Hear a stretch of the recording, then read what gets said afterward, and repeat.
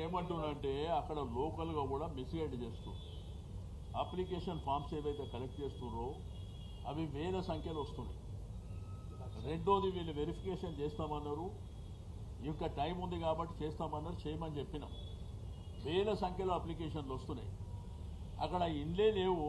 ఆ local officers ఏంటంటే కొంతమంది అక్కడక్కడ మీకు ఆల్రెడీ ఇల్లు శాంక్షన్ అయిందని టిక్కు చేయడం, ఫోటోలు పెట్టడం, ఇటువంటి ప్రాబ్లమ్స్ ఉన్నాయి. అల్టిమేట్గా ఆ ప్రాబ్లం వాళ్ళే ఫేస్ చేయవలసి వస్తుంది.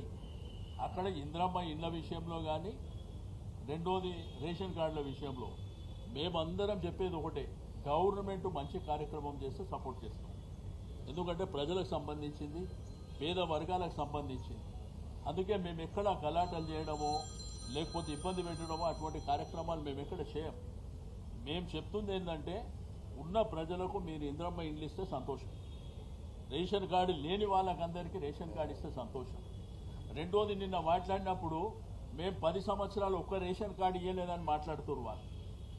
గవర్నమెంట్ ఉంది, సివిల్ సప్లై డిపార్ట్మెంట్ ఉంది, లెక్కలు తెప్పించుకోండి.